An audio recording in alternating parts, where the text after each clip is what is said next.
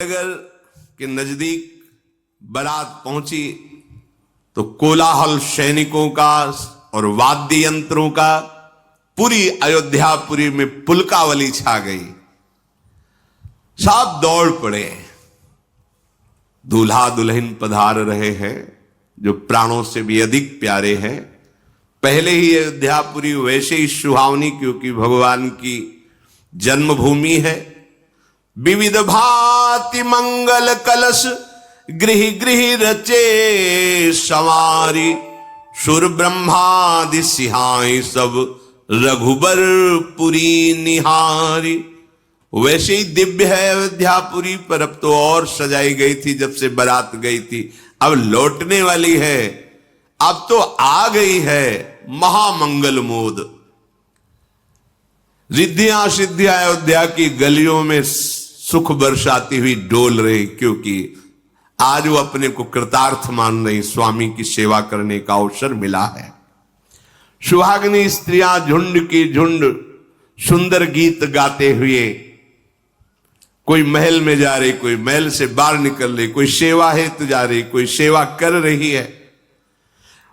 माताओं के हृदय में इतनी फूलन हो रही है।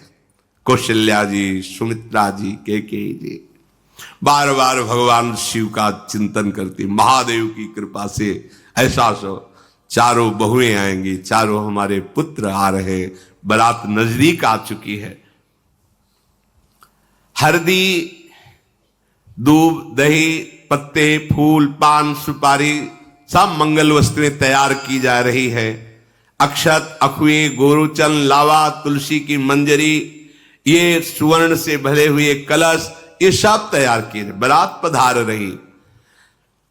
कनक थार भरी मंगलन कमल करन लिए मातु, चली मुदित परिछन करन पुलक पल्लवित गात। सोने की थालों में सब मंगल वस्तुएं सजाए हुए दासियों के साथ माताएं आनंदित होकर के परिछन करने के लिए चली। बहुत धीमे धीमे कदम बढ़ रहे हैं आनंद की उमगन में। ऐसा धूप का सुगंधित धुआं छाया हुआ है अवधपुरी में। गली गली में इत्र की कीचड़ मचाई गई। इत्र ऐसे जैसे पानी से धोई जाए, ऐसे इत्र से धोई गई। भगवान का घर है अवधपुरी। संपूर्ण अयोध्या सजी हुई है और गोरी गोरी साफ सखिया गान कर रही, मानो बिजलियां चमक रही हूं, ऐसी कांति वाली।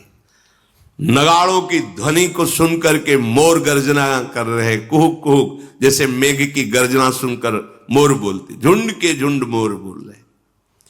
गुरु वशिष्ठ जी ने आज्ञा दी नगर में बारात प्रवेश करे। रघुकुलमणि महाराज पहले महादेव जी को प्रणाम किया, फिर पार्वती जी को प्रणाम किया। हे शिव, हे शिवा, आपकी कृपा से हमें सब सौभाग्य मिला है। बहुत आनंद मच रहा है अब तो अयोध्यापुरी में। नगरवासी जा जा करके महाराज को प्रणाम कर रहे हैं और श्री राम, लखन, भरत, शत्रुघ्न इनके दर्शन कर रहे हैं। कोई भी नगरवासी ऐसा नहीं जो न्यौछावर न कर रहा हो। वहां लेने वाले नहीं, सब देने वाले हैं। जो पा रहे हैं वो भी न्यौछावर कर रहे हैं। माताएं आगे आकर के बहुओं सहित राजकुमारों की आरती करती हैं। चारों कुमार को देखकर, माताओं को, चारों बहुओं को देखकर जो सुख प्राप्त हो रहा है वो वाणी से वर्णन नहीं किया जाता, क्योंकि वाणी कितनी बोलेगी। आनंद आ रहा है बस, लेकिन जो हृदय में हो रहा है वो वाणी की सामर्थ्य। बार बार आरती उतारती है माता। इन जोड़ियों को देखकर निहाल हो रही है। श्याराम, लखन उर्मिला, भरत मांडवी, शत्रुघ्न सुत कीर्ति आरती उतारते हैं बार बार। मुदित है, वस्त्र आभूषण सब न्यौछावर करके दे रहे हैं। आज परमानंद की वर्षा हो रही है अवधपुरी में। माताएं जब आरती उतार रही तो आरती के प्रकाश में नगरवासी जब सिया राम जी के दर्शन करते तो बार बार वो प्राणों को न्यौछावर करते, क्या इनके लिए और भेंट करे। आरती के समय जो प्रभु के दर्शन होते हैं उसकी बड़ी महिमा गाई गई है। बहुत जल्दी हृदय भक्ति से युक्त हो जाता है, पापों का नाश हो जाता है जब प्रभु की आरती के तेज में दर्शन होते हैं। देखी मनोहर चारी जोरी, सारद उपमा सकल ढंढोरी, देत न बनही निपट लघु लागी, एकटक रही रूप अनुरागी। चारों जोड़ियों को देख करके सरस्वती जी भी उपमा खोजती है पर नहीं मिलती। समस्त नगरवासी माताएं सब एकटक चारों जोड़ियों का दर्शन कर रहे हैं। निगम नीति कुल रीति करी अरघ पावणे देत, बंधु सहित सुत परछ सब चली लवाई निकेत। कुल रीति वेद रीति करके चारों बहुएं, चारों राजकुमार, महाराज दशरथ जी, विश्वामित्र जी, वशिष्ठ जी, ये सब पधार रहे हैं महल में अर्घ पावड़े देते हुए उनको आगे। वैसे तो स्वाभाविक ही सुंदरता की राशि पर इस समय नवीन दूल्हा दुल्हन के श्रृंगार में पहले से ही सिंहासन चारों जोड़ियों के लिए सजा कर रखे गए थे, मानो स्वयं कामदेव ही मूर्तिमान आसन रूप से, सिंहासन रूप से हो। चारों राजकुमारियों राजकुमारों को बैठाला गया। वेद विधि के अनुसार मंगल गान हो रहा, धूप दीप नैवेद्य आदि करके दूल्हा दुल्हन की आरती उतारी गई। वर वधुओं को चवर पंखे दास दासियां कर रही हैं। अनेक वस्तुओं का खूब न्यौछावर किया जा रहा है। ये योगियों के परम तत्व हैं जो आज सुख देने के लिए विराजमान है। जैसे जन्म का दरिद्री पारसमणि पा जाए, जन्म के अंधे को नेत्र मिल जाए और गूंगे की जबान में सरस्वती बैठ करके वेद पढ़ाने लगे, जैसे कोई कमजोर बहुत बड़े युद्ध पर विजय प्राप्त कर ले, ऐसे अयोध्या वासियों को सुख प्राप्त हो रहा है। अयोध्यावासी जो दर्शन कर रहे, देखो यहां भी चमत्कार है। जो पूरी अयोध्या में रह रहे हैं तो करोड़ों लाखों अरबों लोग होंगे। प्रभु जब पधारे अवध नरेश महाराज दशरथ के द्वारा सेवित महल में सबको दर्शन हो रहे हैं, सब महल में हैं। जैसे नंद बाबा के उत्सव 84 को उस ब्रज के सब आए हैं नर नारियां, और महल के अंदर आंगन ही में हो रहा है सब। कितना बड़ा आंगन है, यह है सच्चिदानंद भूमि, फिर भी आंगन खाली भी है। ऐसे ही महाराज दशरथ जी के महल में कितने, ऐसा नहीं कि प्रभु के दर्शन नहीं, सबको दर्शन हो रहे हैं, सब सुख पूर्वक है। चिदानंद जब भगवान अवतार लेते तो सब चिदानंद होता है।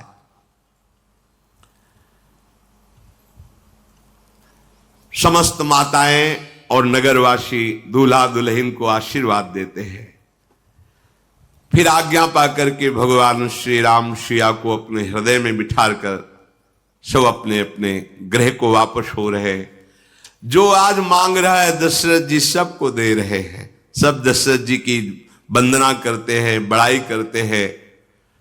महाराज वशिष्ठ जी लोक विधि के अनुसार पूरी जो क्रियाएं की, नववधू जब पधारती है, जैसा बड़ी ऋषियों की भीड़ सबको वंदना करके भली भांति संतुष्ट करके विदा किया महाराज दशरथ जी ने। गाधिपुत्र महाराज विश्वामित्र जी की पूजा की, प्रशंसा की, चरण धूलि माथे पे लगाई। महाराज आपकी कृपा से जो हमें सुख मिला वो हमें पहले पता नहीं था। जब आप मांगने आए थे राम लखन को तो हमने ना कहा था।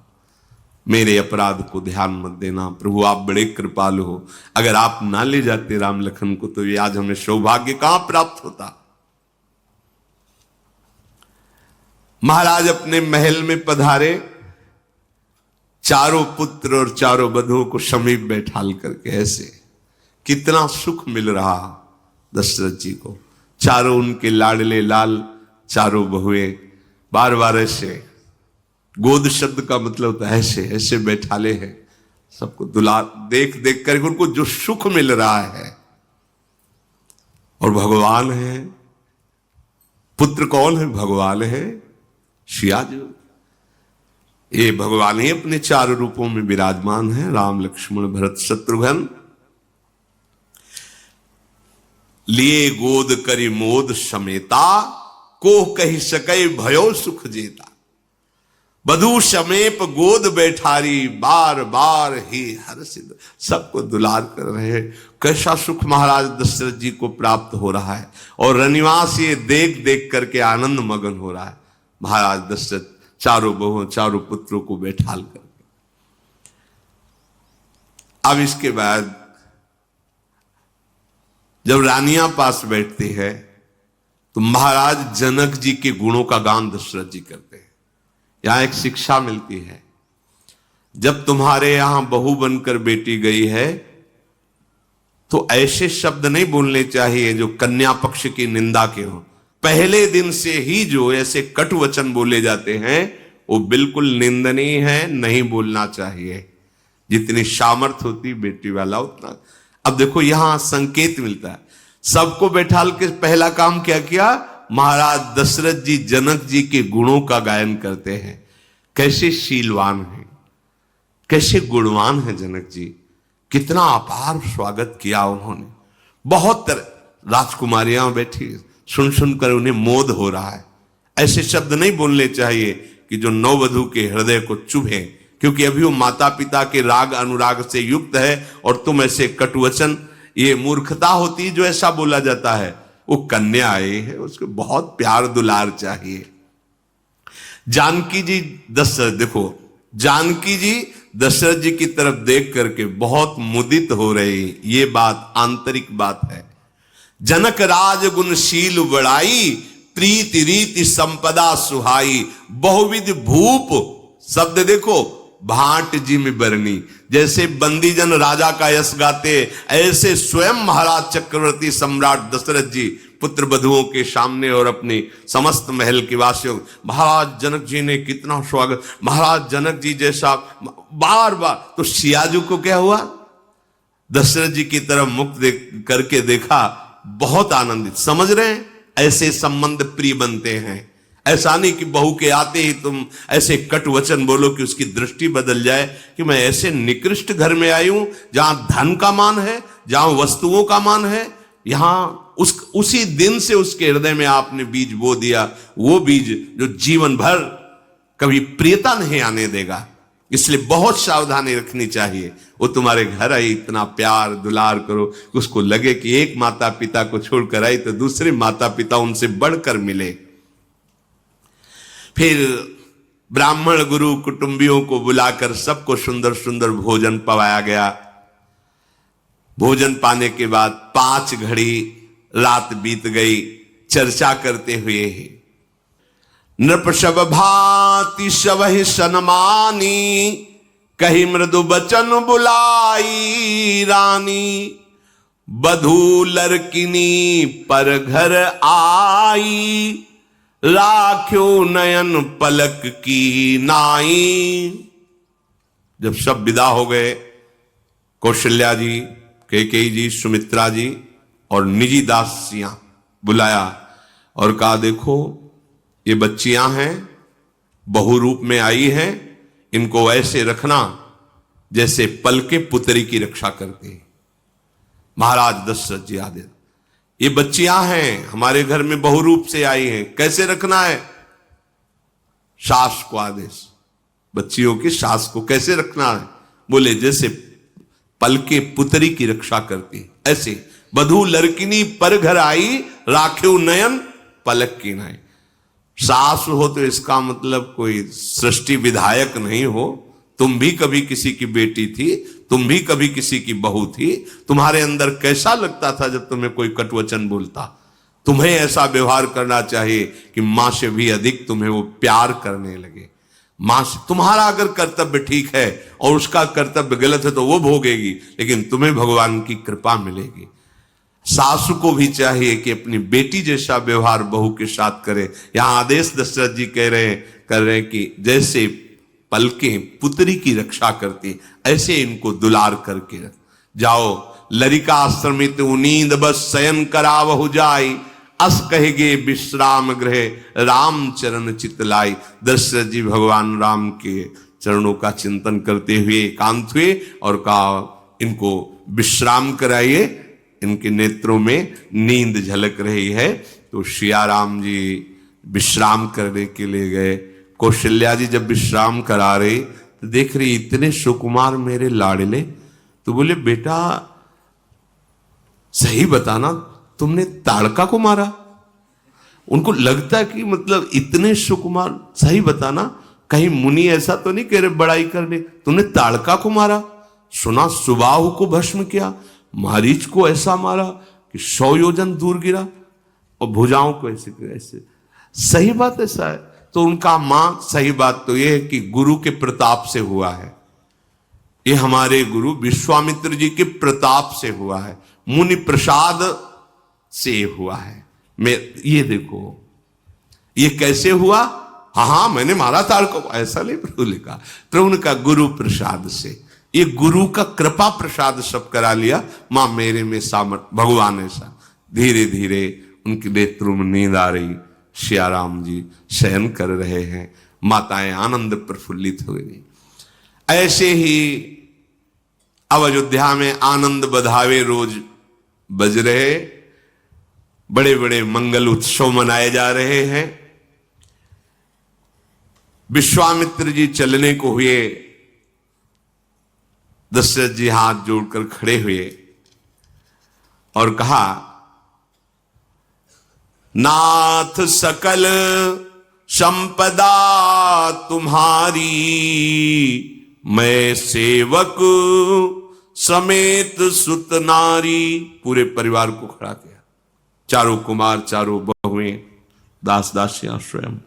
हे नाथ, ये अयोध्या का सिंहासन, ये पूरा महल का परिकर, मैं, रानियां, सब आपकी संपदा है। जब जैसा आज्ञा आप नाथ कृपा कीजिए, हम सब आपके सेवक हैं। आप सदैव कृपा दृष्टि करके कभी कभी याद कर लेना कि आपके सेवक हम हैं, और कभी ऐसा लगे तो आप दर्शन जरूर देना। बार बार विश्वामित्र जी के चरणों में प्रार्थना की। विश्वामित्र जैसे महर्षि प्रेम विकल हो रहे हैं। दीन आशीष विप्र बहुभांति, चले न प्रीति रीति कहे जा। विवश होकर विश्वामित्र बार बार पीछे मुड़कर राम जी को देखते हैं, क्योंकि इतने दिन सानिध्य मिला। विवश होकर विश्वामित्र जी पधारे। आए ब्याह राम घर जब ते, बसई आनंद अवध सब तब ते। प्रभु विवाह जस भयो उछाहु, सकहि न बरनी गिरा अहिनाहु। स्वयं शेष जी इस महिमा का वर्णन करके पार नहीं पा सकते। जब से प्रभु विवाह करके आनंद ही आनंद छा रहा है। जो इस सिया राम जी के विवाह मंगल का प्रसंग सुनता है, उसके सारे पाप नष्ट हो जाते हैं, वो यहाँ यशस्वी होता है, सुखी होता है, और अंत में भगवान के परम मंगल धाम को प्राप्त होता है। शेष चर्चा आगे। श्री राधा।